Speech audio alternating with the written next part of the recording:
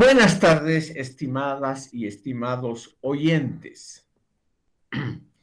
Reanudaremos la sesión sobre la metafísica de Aristóteles y para evitar un malentendido, explicaré muy brevemente la significación de las palabras corrupción, corruptible en la antigüedad en Aristóteles y también, estimado público, en el lenguaje elevado. Hoy en día, y eso puede haber sido la causa de un malentendido, entendemos por corrupción un comportamiento ético no aceptado por las reglas de la moral. Nosotros decimos que un político es corrupto cuando ese hombre o mujer, por ejemplo, se dedica al tráfico de influencias por un lado o a la malversación de fondos públicos por otro. Ese es el significado actual más usual de la palabra corrupción, corrupto y todos sus posibles derivados. O sea, un significado moral en el campo de la ética, un significado negativo que está asociado a otro positivo, que es naturalmente el comportamiento correcto en el uso de una función pública. La palabra corrupción, sin embargo, tiene otros significados que en la antigüedad, en la Edad Media y en el Renacimiento eran los predominantes. Significaba simplemente lo contrario a generación. Por eso es que Aristóteles y otros pensadores usan corrupción como lo contrario de generación. En una palabra, corrupción significa terminación, el fin de un fenómeno. Para los seres vivos, la muerte. Eso es la corrupción. Por eso es que en la imagen hemos visto una especie de hoguera. Durante la antigüedad a la mayoría de los seres humanos se los cremaba para que no ocupen mucho campo. La hoguera siempre ha sido vista también como una forma de terminación de la vida. En la época aristotélica y posteriormente se ha usado el par de conceptos generación-corrupción en el significado actual de nacimiento y muerte.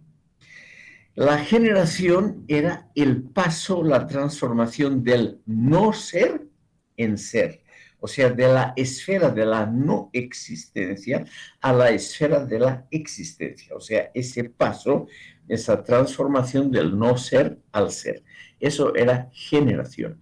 Y corrupción era simplemente lo opuesto, el paso del ser al no ser, el paso de la vida a la muerte, el paso de la existencia a la no existencia. O sea, esos procesos transformativos de generación y corrupción, esos procesos naturalmente ocupan una buena parte de los primeros capítulos de la metafísica de Aristóteles. Ruego a ustedes, para comprender el término corrupción, imaginarse de dónde viene. Obviamente el término romper está en el origen. O sea, la corrupción era el rompimiento de la vida, el rompimiento de todo aquello que hacía de un objeto entero. Y un objeto que ya no es entero, un objeto vivo que ya no tiene justamente el alma, podía ser enviado a la hoguera para que no ocupe campo. Entonces, lo corruptible no es en sentido ético o moral, sino en sentido físico. Quiere decir lo que se puede romper, lo que termina, lo que llega a la culminación, al término de su vida. Ese par de conceptos, generación-corrupción, es muy importante en toda la filosofía clásica y hoy ya no se usan en el mismo sentido. En la metafísica de Aristóteles, aquí tengo yo un ejemplar de la metafísica, es usado estos términos sobre todo en los capítulos del 2 al 7, en los libros, mejor dicho, como se decía antes, en los libros segundo a séptimo de la metafísica. Estábamos mencionando la prima filosofía, por las dudas pongo la palabra aquí en griego, perdón, en latín. Significa simplemente la primera filosofía, la elemental, los conceptos universales que valen para todo tiempo y lugar. La filosofía, estimado público, desde un comienzo ha tratado también de estudiar, de examinar lo que no varía. O sea, lo contrario a lo que está envuelto en esos conceptos generación-corrupción. Esos conceptos, generación-corrupción, tienen que ver con el mundo sublunar, como se decía antes en filosofía. Sublunar significa muy simplemente lo que está abajo de la luna.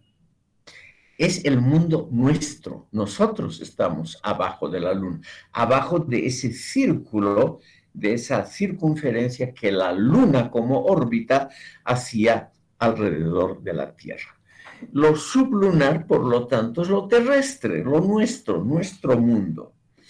Ese mundo terrestre estaba sujeto a los procesos de generación y corrupción, o sea, de vida y muerte.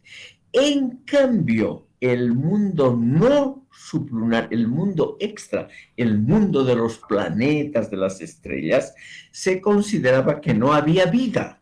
Ustedes imagínense, no se sabía nada de las galaxias, de otros planetas, no se sabía nada de eso. Se creía que ese mundo era el mundo de lo eterno, el mundo que ya no está sujeto a los procesos de cambio, o sea, a los procesos de generación y corrupción. La prima filosofía, o sea, la primera filosofía, es aquella filosofía que trata de lo universal, de lo eterno, de lo que no cambia.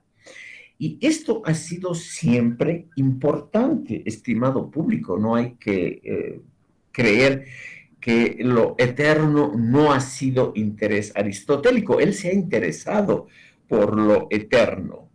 Entonces, en el libro sexto y en el séptimo de la metafísica, Aristóteles desarrolla esa prima filosofía, la ciencia del ser como tal, una ontología sistemática que trata de los primeros fenómenos y las primeras causas, sobre todo la pregunta, el qué es profundo, qué es cuál es el origen de todo el resto, ese primer motor inmóvil que no cambia. Dios, según Aristóteles, es siempre idéntico a sí mismo. Dios no varía con el tiempo. Dios se piensa solamente a sí mismo y es una ocupación agradable y risueña, según Aristóteles. Entonces, estimado público, lo permanente del mundo, lo permanente es, digamos, el fondo de la prima filosofía. En el libro séptimo de la metafísica, Aristóteles se dedica a la contemplación de las esencias como la primera, la única y la auténtica tarea del filósofo.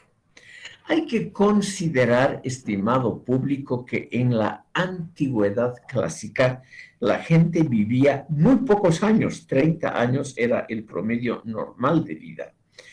Por lo tanto, la gente estaba muy preocupada con por qué la vida es tan precaria. La fragilidad, la precariedad de la vida siempre se la contrapuso a la permanencia, a la solidez del mundo eterno, del mundo que no cambia. Y se creyó que justamente la Luna y los otros planetas eran representantes de ese mundo que no cambia. Entonces, Aristóteles dijo estas palabras en el libro séptimo, que nos pueden parecer hoy muy arrogantes.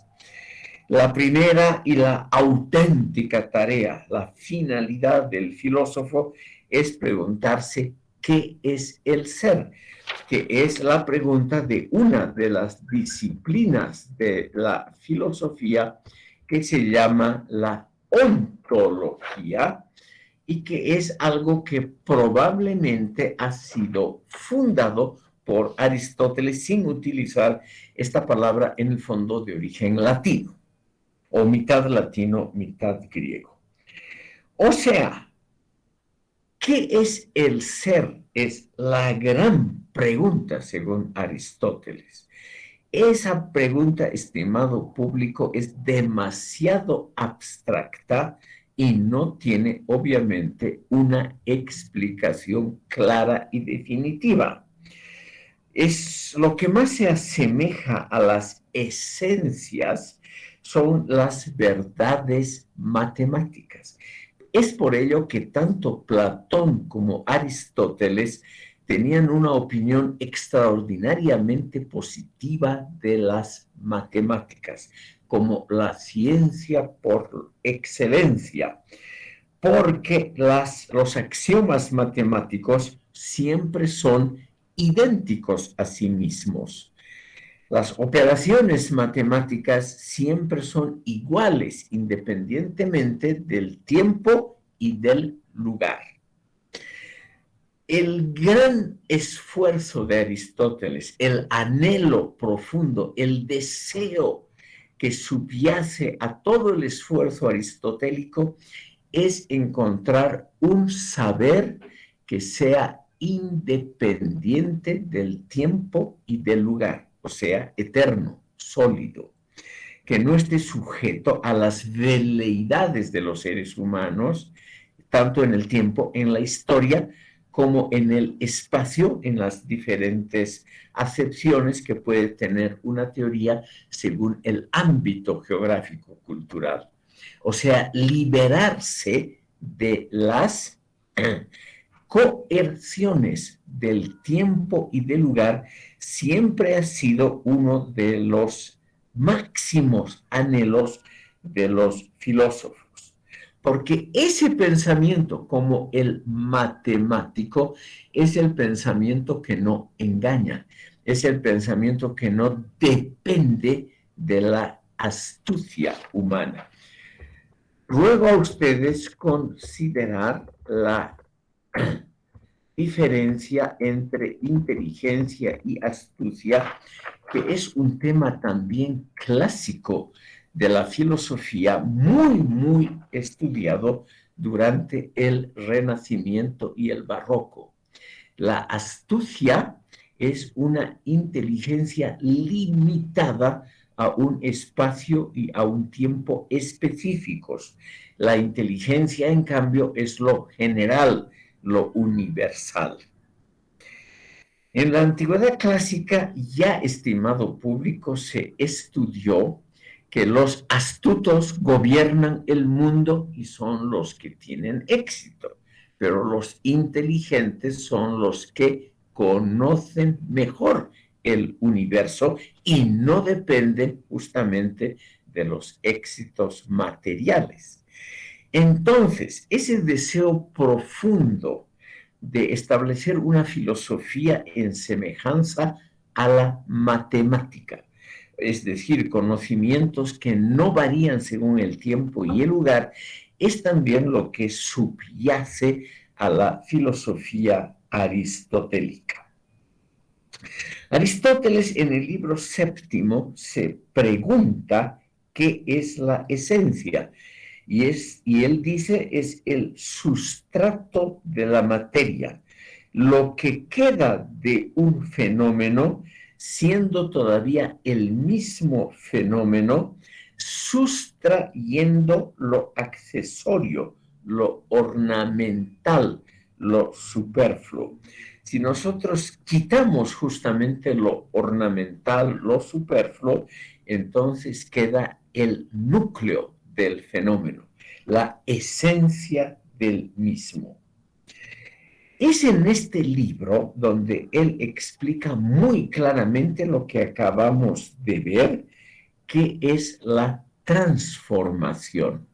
Porque la transformación, estimado público, existe en un mundo donde todo es cambiable, corruptible, o sea, donde no es lo eterno lo decisivo.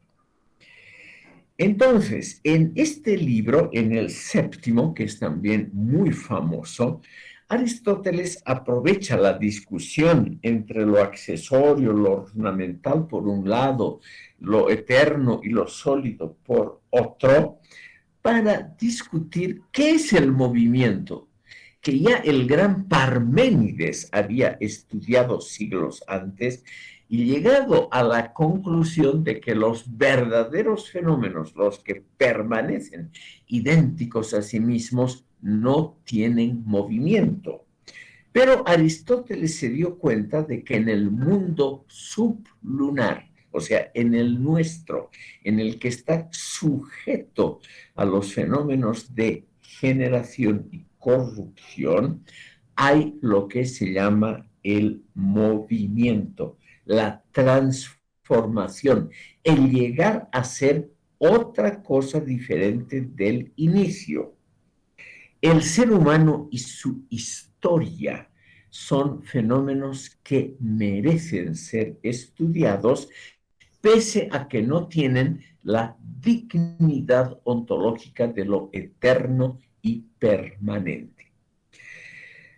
Como les digo, hay que considerar un mundo precario, una sociedad frágil, como era la griega del siglo III y IV antes de Cristo, esa sociedad donde todo cambiaba muy rápidamente. Y una sociedad donde todo cambia merece también ser estudiada, pero no tiene la dignidad ontológica de un mundo superior al sublunar, de un mundo donde lo eterno, lo inmóvil es lo decisivo. Entonces, Aristóteles en este capítulo séptimo estudia las diferentes manifestaciones del movimiento, o sea, del cambio que produce la generación y su camino a la corrupción en los fenómenos vivientes.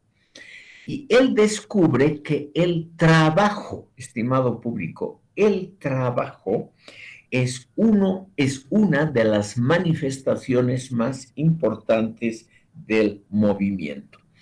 Y él ha explicitado una definición de trabajo que hoy nos dice muy poco, pero que en la antigüedad se convirtió en una especie de verdad absoluta. Él dijo, o sea, Aristóteles dijo, el trabajo es la relación entre la parte y el todo. Nosotros hoy tenemos una idea muy diferente y mucho más compleja de lo que puede ser el trabajo. Pensadores como Hegel y sobre todo Marx confirieron al trabajo la cualidad muy importante de ser el elemento que hace avanzar la historia. En cambio, el trabajo, como la transformación permanente, era algo que a los griegos les gustaba menos. El trabajo duro, por ejemplo, era el trabajo hecho exclusivamente por los esclavos. La sociedad griega era una sociedad esclavista.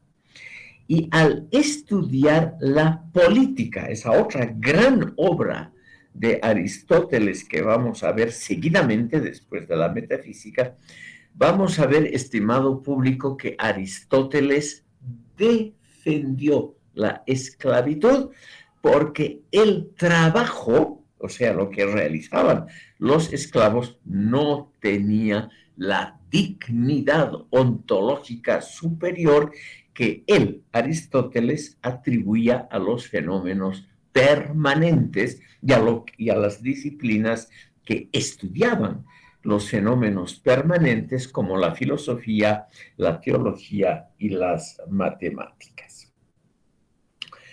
Pasaremos muy brevemente a ver el libro octavo de la metafísica. Aquí Aristóteles estudia los principios y el funcionamiento de lo sensorial, es decir, de la materia y su relación con la forma y los principios. Y aquí él llega a la conclusión típica de la antigüedad, que es poner, estimado público, a la materia como algo que está muy por abajo de las esencias. La materia es lo que se transforma, lo que pasa de la generación a la corrupción, es decir, del nacimiento a la muerte. Y por lo tanto es algo precario, algo que termina en algún momento. No puede tener obviamente la dignidad de las cosas superiores como las esencias matemáticas, que siempre son idénticas a sí mismas en todas las culturas, en todos los tiempos. 2 más 2 es 4 y eso, según Aristóteles, no puede cambiar.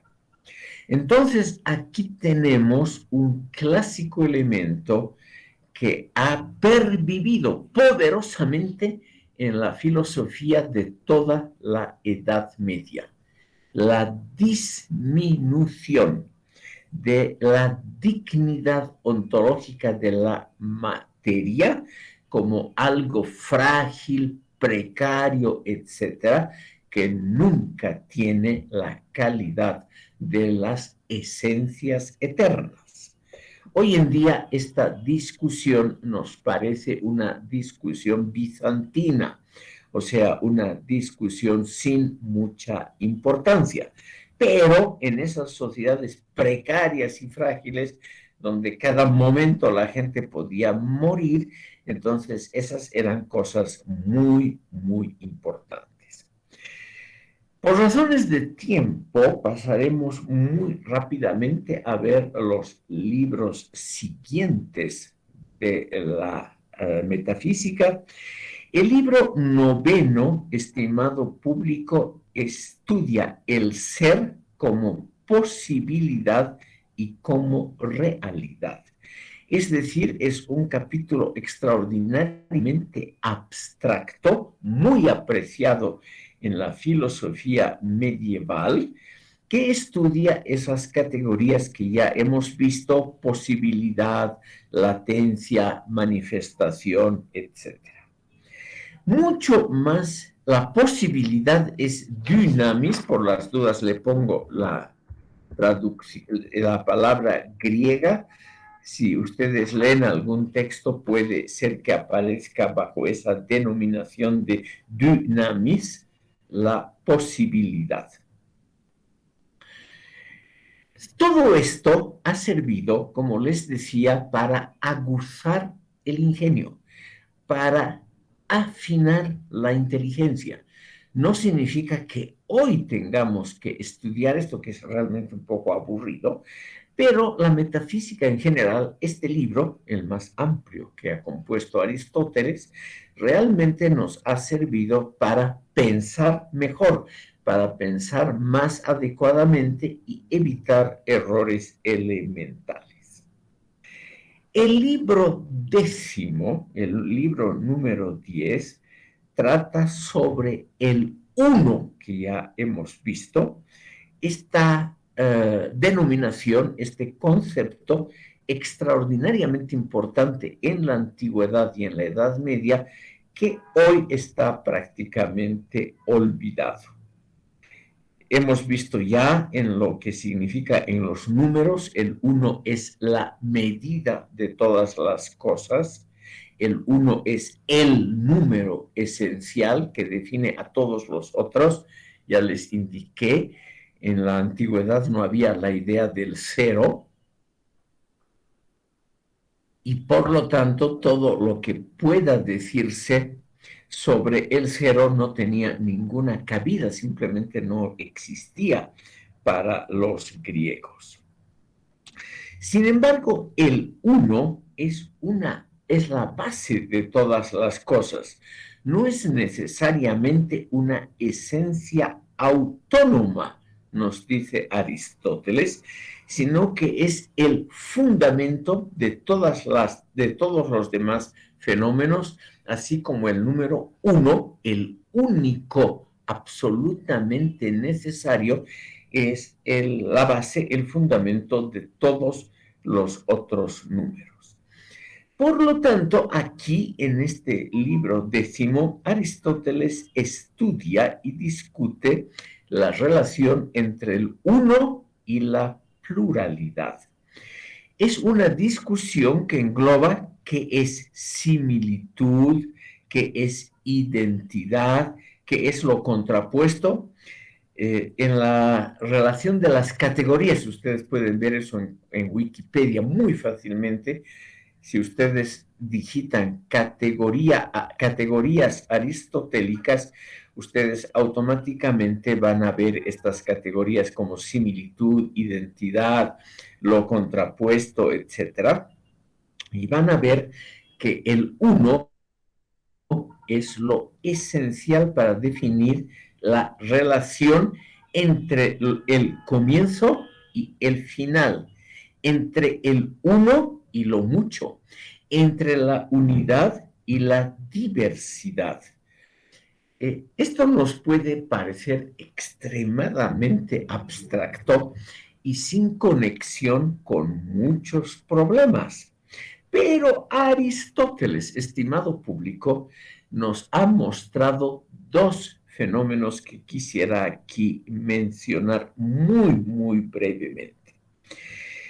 En primer lugar, el ser humano siempre se ha asombrado, con miedo muchas veces, ante la diversidad del universo y se ha preguntado cómo pueden existir tantas cosas diversas, tantas culturas, tantos comportamientos distintos entre sí, cómo puede existir todo eso, siendo el universo, como su nombre dice, una versión única, universo, si el universo es uno. ¿Cómo puede ser que nosotros, que somos una identidad que ya no puede ser dividida, o sea, somos cada uno de nosotros el uno por excelencia, cómo nosotros podemos comprender y cómo nosotros nos relacionamos con la diversidad gigantesca social, política, cultural, paisajística, de todo tipo, a esa diversidad a la que estamos confrontados diariamente? Al ser humano, dice Aristóteles, le gustaría que el mundo sea uno, sin diversidad, porque así sería fácilmente comprensible.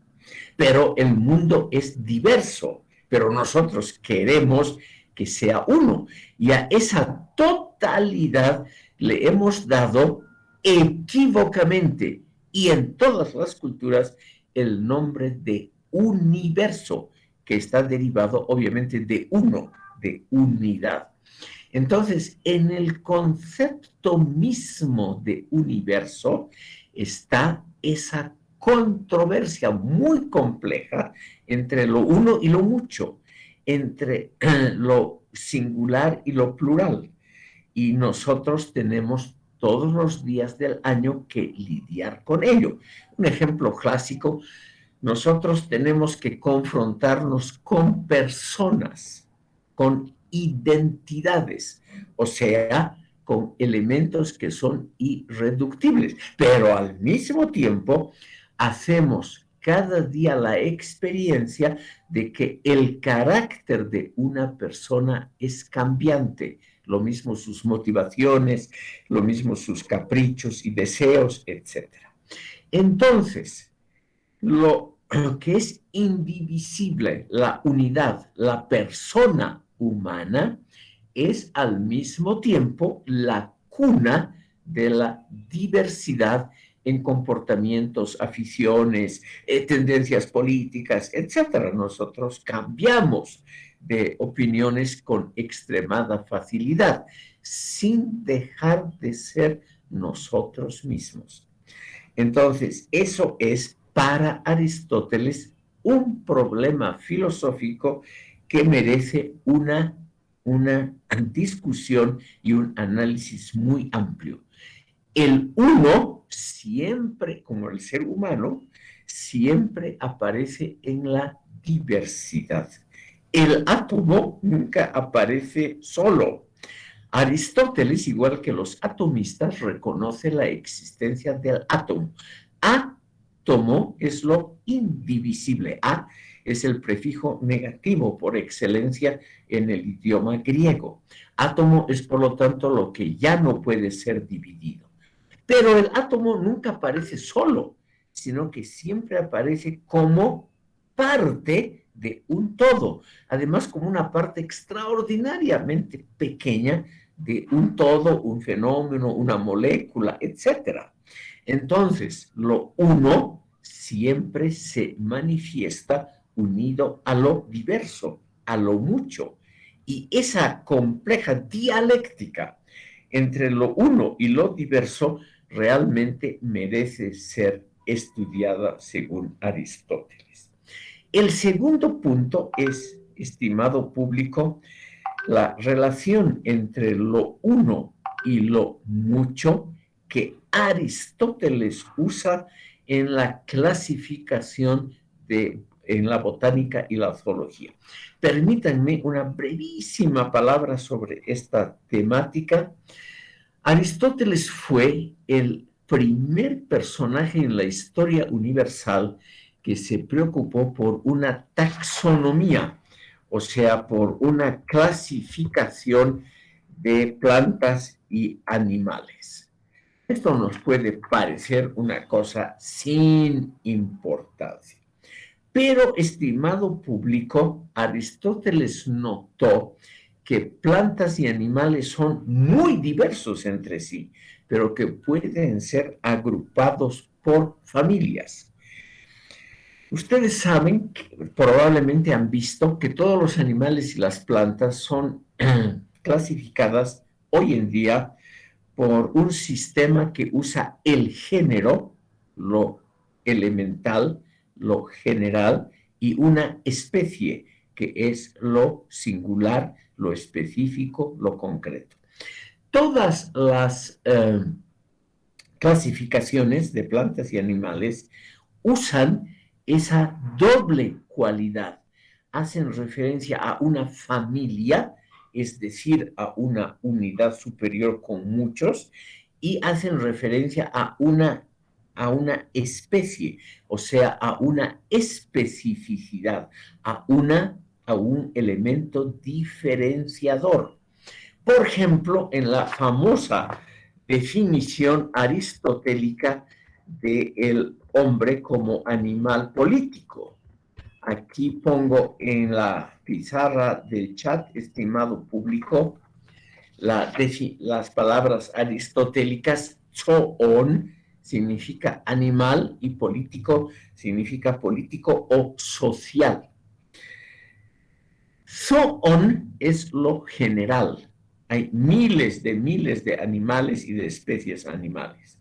Entonces, si nosotros diríamos que el ser humano es un zoon, un animal, estaríamos en lo correcto, pero no en lo preciso.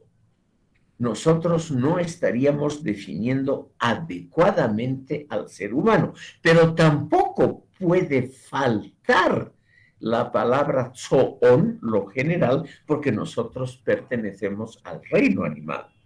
Pero nosotros somos lo sociable, lo político, según Aristóteles, los únicos animales sociables. Seguramente las hormigas y las abejas también son y otros animales. Es simplemente un ejemplo definitorio. Tal vez aquí Aristóteles no ha sido lo suficientemente inteligente, él que era el gran zoólogo de la época. Lo político, lo sociable, es lo que definiría dentro del género animal al ser humano. Sería lo específico. Son lo general, lo genérico, y político, lo sociable, sería lo específico que define al ser humano. Naturalmente que estos problemas definitorios hoy en día nos parecen puros formalismos. Y esta parte de la filosofía aristotélica, estimado público, ha sido realmente de alguna manera superada por el desarrollo posterior de otras habilidades, digamos, intelectuales del ser humano. Pero hay que saber simplemente que Aristóteles ha hecho unos pasos elementales importantes para que nosotros pensemos con posterioridad, con más precisión.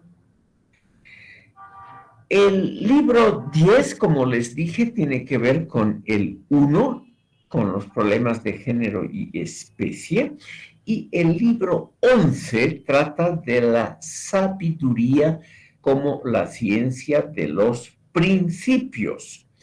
Y esta estructura de la metafísica ha sido siempre controvertida porque se piensa que el libro 11 debería estar tal vez en lugar del 2, o sea, muy al comienzo, porque trata un problema muy general que es, como les decía, la sabiduría como la ciencia de los principios. Ahí es en el libro 11 donde Aristóteles dice que las matemáticas, la física y la teología son partes de esa primera filosofía y partes esenciales. Y en el libro 11 también se encuentra otra vez una clasificación del movimiento. En el libro 12, que es muy famoso, que ya lo hemos tratado, solamente voy a recordar a ustedes, Aristóteles hace una fundamentación de una teología científica. Ese es su gran mérito. Dios, él no menciona, como les decía, jamás a los otros dioses del Olimpo, del panteón griego, jamás menciona a ninguno de los otros dioses. Y tampoco a Dios Supremo no lo menciona como Zeus, como digamos lo específico de ese Dios Supremo, que tiene una historia. Zeus fue hijo de Cronos. Zeus tuvo una vida muy parecida a los seres humanos. Por ejemplo, se dedicó a seducir a mujeres bellas, una de las ocupaciones predilectas, de todas maneras, de los dioses y de Zeus en particular. Nada de eso que interesó tantísimo, tantísimo a los griegos de su época tiene lugar en la metafísica de Aristóteles. Dios, con el nombre de Theos, o sea, es la palabra griega abstracta para Dios, la palabra abstracta genérica. Dios para Aristóteles es el motor inmóvil. Toda esa teoría ya la hemos tratado, estimado público. Es aquel, reitero simplemente para que ustedes recuerden, en esta teología filosófico-científica es la necesidad de que haya un primer motor que luego se queda inmóvil. Es, por lo tanto, el sustrato del universo. Eso es lo único que hay que saber, y es, como ya les he repetido varias veces, por su importancia, reitero, un intento de comprender a Dios científicamente sin reminiscencias, sin relaciones de tiempo y espacio. Es decir, nada de revelaciones, de libros sagrados, nada de tradiciones religiosas, nada de la sabiduría de los sacerdotes, de los cuales Aristóteles tenía una opinión malísima.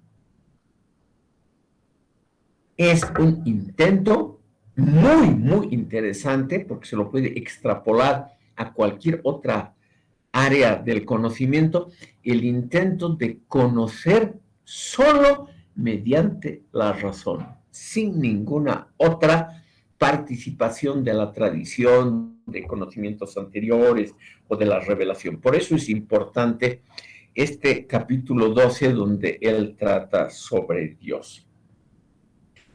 El libro 13, estimado público, es un retorno a la teoría de las ideas, también trata sobre los números. En este libro 13 es donde Aristóteles hace la crítica más detallada de las ideas de Platón, que ya hemos llevado a cabo. Aristóteles, lo interesante es que muestra que Platón no era tan original, que esa teoría de las ideas viene de muy atrás. Él muestra que los pitagóricos, por un lado, Parménides por otro, ya habían anticipado lo principal de la teoría platónica de las ideas. Y aquí, pero Aristóteles avanza en su investigación y nos muestra que las ideas no pueden ser la causa de las cosas sensoriales, de los fenómenos sensoriales. Las ideas sobre las cosas, nos dice, en una famosa frase que he utilizado, son meras metáforas y palabras huecas.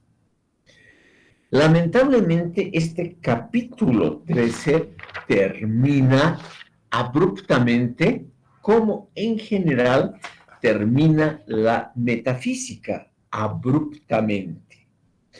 En general, estimado público, podemos decir en resumen que toda la obra aristotélica pretende construir un conocimiento racional con pretensión sistemática y universal, sin que esté contaminada esta concepción por conocimientos y prejuicios del tiempo y del lugar, o sea, de la cultura de cada uno, del lugar de enunciación, como se diría hoy, y también por las épocas.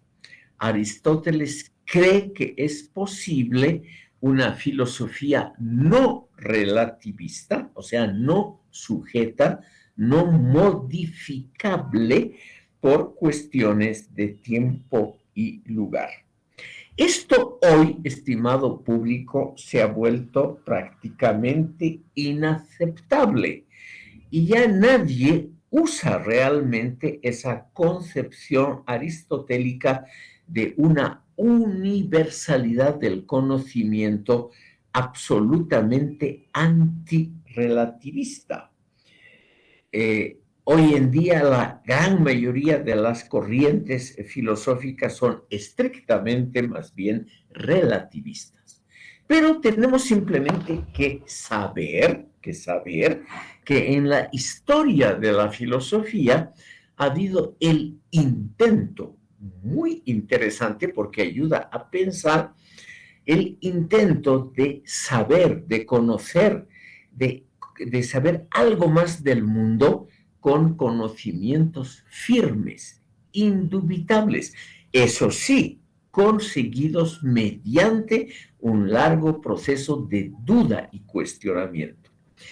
En una palabra, estimado público, la duda el cuestionamiento, las aporías, sirven como método, como camino, pero no como meta, no como finalidad del conocimiento. Esto es uno de los puntos absolutamente centrales de la filosofía aristotélica y en general de la filosofía de la antigüedad. Por eso me permito parafrasear esto para que ustedes lo recuerden. Aristóteles, al igual que Sócrates y Platón en sus diálogos, muestran la importancia de la controversia, de la discusión, de la duda, del cuestionamiento y de preguntarse una y otra vez sobre cuál es la verdad. Pero esto es el camino, el método. Método y camino en griego es lo mismo. El método, el camino, la senda, el procedimiento, pero no es el fin, no es la meta. Luego entonces diferenciar muy claramente entre la meta del conocimiento aristotélico y los métodos para llegar a ese fin, a esa finalidad, a ese propósito profundo. O sea, el propósito, la meta, es llegar a un conocimiento indubitable, o sea, que no puede ser dudado, y que no está sometido a los vaivenes de la época, del tiempo y del lugar. Pero al mismo tiempo, estimado público, Aristóteles comprende lo que hoy diríamos esa complicada dialéctica entre la duda como método y la certidumbre como meta. Eso es lo que hay que considerar. La filosofía aristotélica es como meta, como finalidad, una filosofía antirrelativista, pero usa como método de conocimiento la duda, el cuestionamiento, el discutir varias alternativas, etcétera, etcétera. La filosofía aristotélica, la contenida en la metafísica, es naturalmente un llamamiento, como aparece en el primer libro, un llamamiento a que nosotros comprendamos lo asombroso, lo difícil, lo divino, como aparece posteriormente, vamos a verlo en la Ética a Nicómaco, la última obra de Aristóteles. O sea, aquí me adelanto porque es la mejor, yo creo, descripción de lo que ha sido para Aristóteles la metafísica. Él quiere conocer y quiere darnos herramientas para conocer lo asombroso, son palabras de Aristóteles, lo asombroso, lo difícil y lo divino. Pero al mismo tiempo nos quiere, o sea, la diversidad del mundo, pero al mismo tiempo quiere Aristóteles construir un edificio, estructurar un saber fundamental que como resultado sea válido para todo tiempo y lugar, para todas las ciencias, como enfoque metodológico, al cual, a ese enfoque, estarían subordinadas todas las disciplinas. Como ven ustedes, es realmente algo complejo. Yo, el primero en admitir que hay esa muy difícil dialéctica entre un procedimiento que se basa en la duda y una meta, una finalidad del conocimiento que quiere un saber libre de dudas, de contaminaciones temporales, geográficas, etc. Estimado público, esa es en general la metafísica de Aristóteles. Quisiera ahora, en los minutos que nos quedan, pasar a otra de las grandes, grandes obras de Aristóteles de su etapa de la madurez. Y esa obra que la vamos a ver hoy y en la siguiente sesión, vamos a terminarla, es la política de Aristóteles. La política, estimado público, de Aristóteles es una obra de la madurez, es una de las, es decir, es la primera, el primer tratamiento de ciencias políticas y de filosofía política.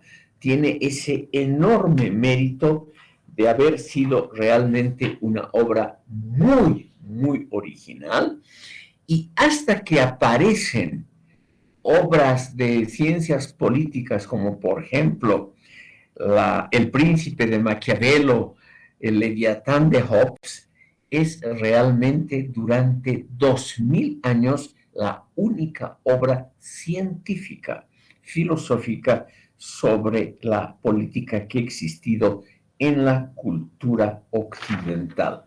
Por eso la enorme, enorme importancia de la política de Aristóteles. A partir de este momento vamos a ver el ámbito de lo político, social y cultural en Aristóteles.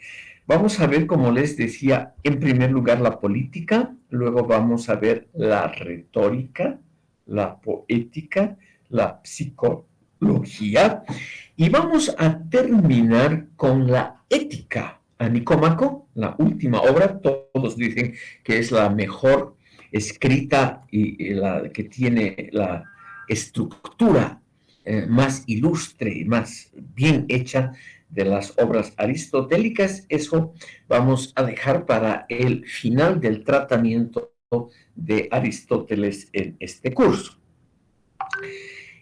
Estas obras, estimado público, sobre política, retórica, poética y psicología, conforman una ciencia de los asuntos humanos, una especie de antropología racionalista, eso sí, con pretensión universalista.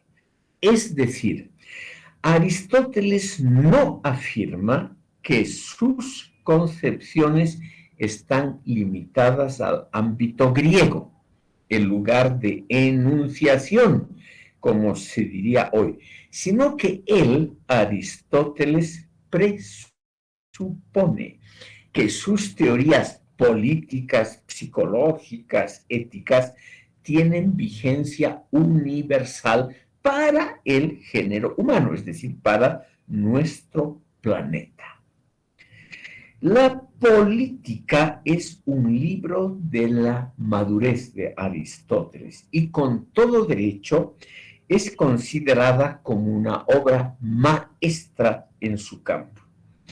En el mundo occidental es la primera aproximación, el primer enfoque, hoy diríamos el primer abordaje al terreno de lo social y político. Probablemente es el primer estudio específico y sistemático sobre el ámbito de lo público y el primer análisis de la filosofía política en sentido estricto.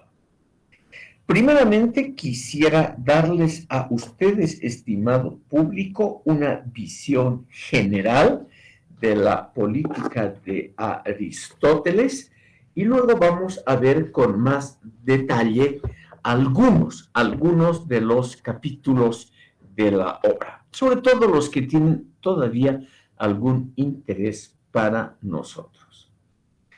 Aristóteles propuso una vinculación estrecha y normativa entre ética y política. Esto es lo absolutamente fundamental y lo que define también la concepción de la política en la antigüedad y en la Edad Media. La política debería ser una continuación de la ética. Eso sí, en un terreno más amplio y más complejo. Pero, reitero, por la importancia, la política debería ser una continuación de la moral en el campo público. Varias culturas han concebido la actividad público-política como la continuación de un estatuto moral. En este sentido, la teoría aristotélica no es totalmente original. El mérito de Aristóteles es haber tratado esta temática en forma metódica y haber construido conexiones complejas entre los múltiples aspectos que confluyen en lo que ahora llamamos política. Por ello es importante anotar que la obra llamada política exhibe un método doble. Primeramente, Aristóteles estudia la historia, es decir, los antecedentes del fenómeno político que él quiere examinar, y al mismo tiempo, siguiendo su propio método que hemos visto en la metafísica, él realiza un inventario empírico documental de los aspectos más importantes del ámbito público político. En segundo lugar, Aristóteles trata de emitir una valoración crítica fundamentada en criterios racionales de los fenómenos políticos que él estudia. O sea, no solo los describe, no solo acumula antecedentes sobre los fenómenos políticos, sino que hace un análisis valorativo, a veces con comparaciones con otras culturas. Vamos a ver la más controvertida, que es la comparación con el mundo asiático, con Persia, pero de todas maneras hay esa doble función que posteriormente en la filosofía política es dejado a un lado. Quiero aquí mencionar la contraposición a Aristóteles, que sería naturalmente la teoría del gran Maquiavelo, Niccolò Machiavelli, el gran pensador del Renacimiento, cuyo mérito precisamente reside en haberse contrapuesto a Aristóteles y haber postulado la autonomía de la política con respecto a la ética y a la religión. Maquiavelo, estimado público, tiene, como ustedes saben, mala fama. Un maquiavelista, o en el adjetivo maquiavélico, se esconde naturalmente una astucia política de bajo rango. Pero el gran mérito de Maquiavelo es el haber postulado por primera vez la autonomía de la política con respecto a la religión y a la moral. O sea, se ha opuesto a la, y debería siempre ser una continuación de la ética. Se ha opuesto. Y al mismo tiempo, Maquiavelo se abstiene de juicios valorativos. Él no critica a esos tiranos terribles. Cumplen una función técnica, que es la consecución, la obtención y la consolidación del poder. Él no los critica en términos valorativos éticos, sino en términos técnicos. Esa posición es la contraria totalmente a Aristóteles. La obra aristotélica es muy interesante, estimado público, porque comienza con una crítica al modelo platónico de la sociedad perfecta. Como hemos visto en sesiones anteriores, el maestro de Aristóteles, el divino Platón, compuso una de sus obras más famosas llamada La República o la Politeía, esa utopía de una sociedad perfecta. Y desde esa perspectiva de la posible perfección es que Platón critica a los sistemas realmente existentes de orden político. Aristóteles llegó a la conclusión de que no vale la pena la elaboración de un proyecto utópico, sino más bien lo que vale la pena es estudiar las ventajas y desventajas de los regímenes existentes y no proyectar una utopía para el futuro. Esa es la idea fundamental de Aristóteles, estimado público. Es una idea en el campo de la política, una idea anti-utópica, una idea naturalmente muy popular, por ejemplo, en los campos de la filosofía política liberal.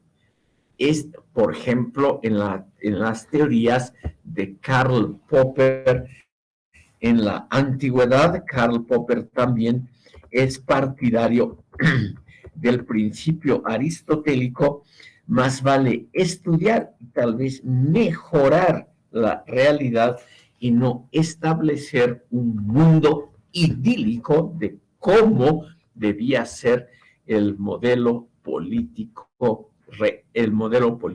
ideal. Como les decía, Aristóteles se ha dedicado en forma sistemática a estudiar ventajas y desventajas de los regímenes políticos existentes en su época. Y aquí, al empezar el estudio, critica la utopía platónica porque dice que la excesiva uniformidad del modelo ideal platónico y su fundamentación en la presunta similitud con la estructura familiar son falsos. Para Aristóteles, la familia es un sistema de asociación involuntario, obligatorio y establecido entre desiguales, por ejemplo, adultos y niños. La familia clásica en la antigüedad incluía a los clientes y a los sirvientes. En el caso griego, a los esclavos. Por lo tanto, Aristóteles tenía razón al decir que la familia griega era una asociación de desiguales, porque estaban los libres contrapuestos a los esclavos. Y también la posición del hombre del marido con respecto a la esposa, que era una relación de subordinación clara en favor del pater familias. Por lo tanto, para Aristóteles, la familia es un sistema además involuntario. Nadie escoge nacer. Uno ya nace dentro de una estructura familiar que no puede ser modificada antes del nacimiento. Por lo tanto, uno ya está al nacer incluido en una estructura que no puede cambiar. Un segundo punto igualmente importante es el que explicita Aristóteles.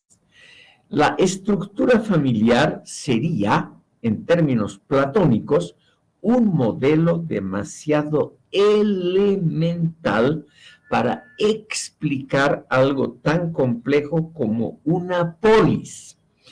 Aristóteles nos dice aquí, en contraposición a Platón, en el seno de una familia normal, no se debaten jamás ni las normas ni las jerarquías, ya que están preconstituidas. En cambio, lo típico de una sociedad política como Atenas es la discusión cotidiana y los cambios a menudo regulares justamente de normas y jerarquías. La Asamblea Popular en Atenas tiene la prerrogativa de emitir leyes, como toda asamblea. Tiene ese privilegio legislativo. En cambio, la familia no promulga leyes. La familia está ya preconstituida en un marco de normas generalmente invariables. Dentro de la familia, en contraposición a la polis, no se discuten ni las jerarquías dentro de la familia, ni las leyes que rigen, ni los principios que iluminan o ensombrecen la vida familiar. Por lo tanto, la familia y la polis, la sociedad política, serían cosas totalmente diferentes, totalmente diferentes. Y por ello es que Aristóteles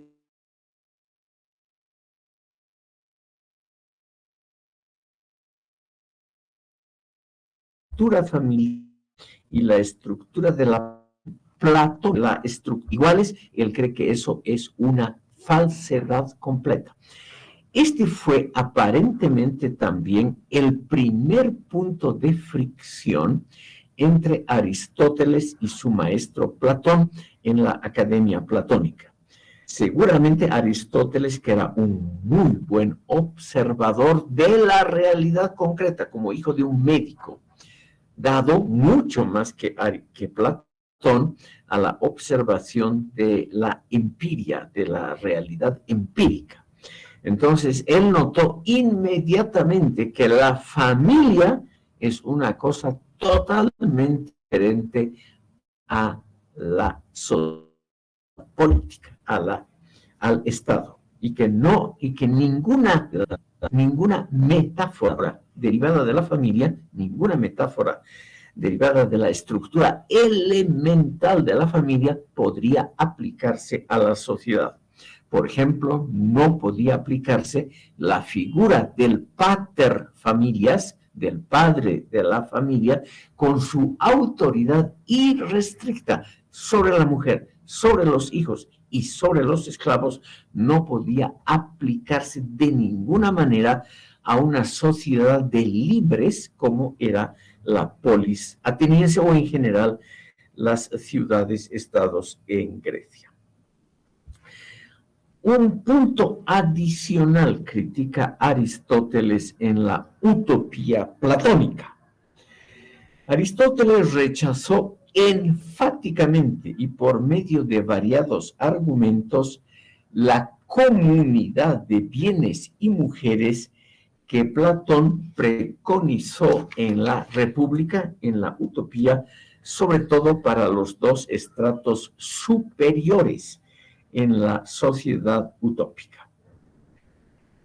Estimado público, como ven ustedes, son muchas observaciones que hace Aristóteles a la teoría de su maestro Platón, que están en parte basadas en la observación de la realidad.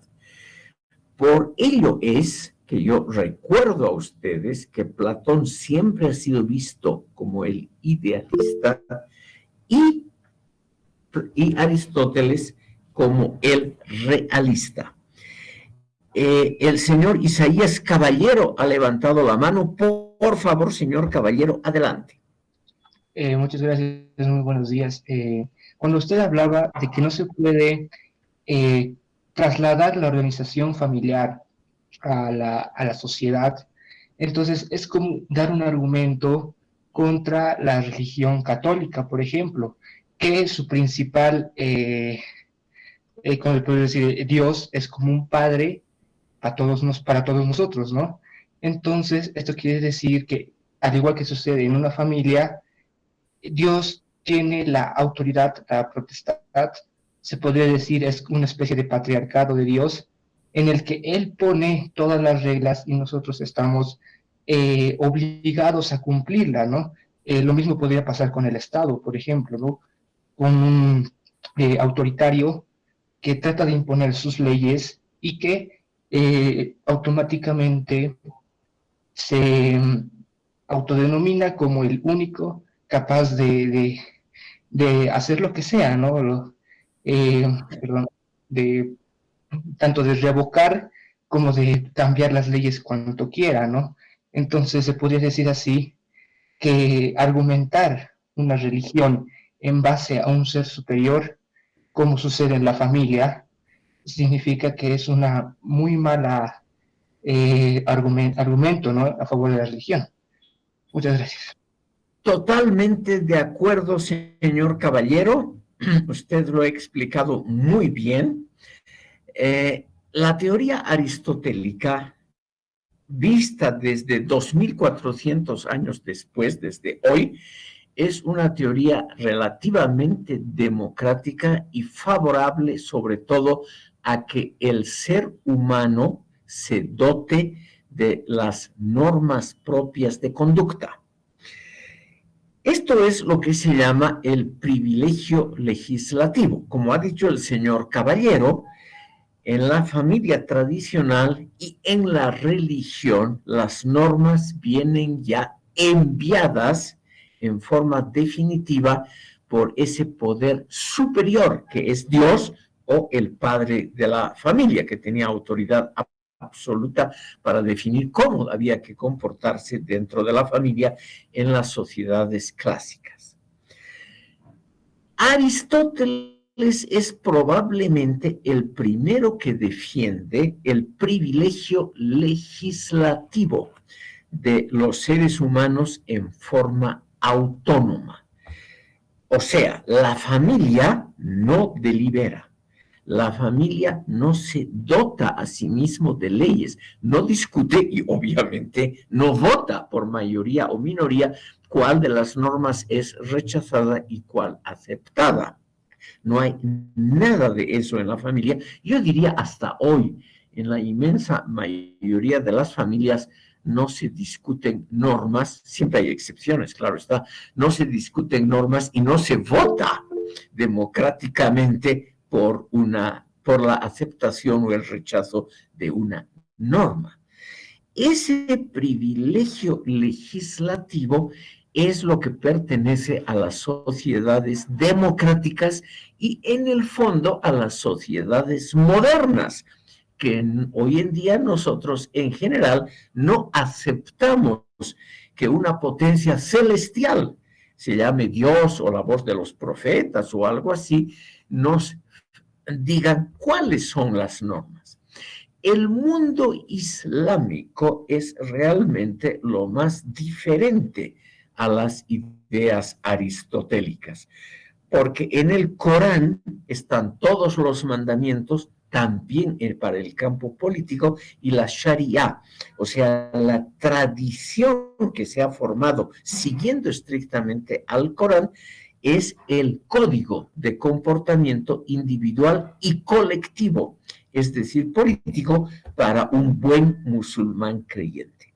Para Aristóteles, en cambio, lo bueno, lo único bueno, vamos a ver en la próxima sesión inmediatamente este tema, lo único bueno es que la Asamblea Popular tiene el privilegio legislativo, es decir, se puede dar autónomamente leyes.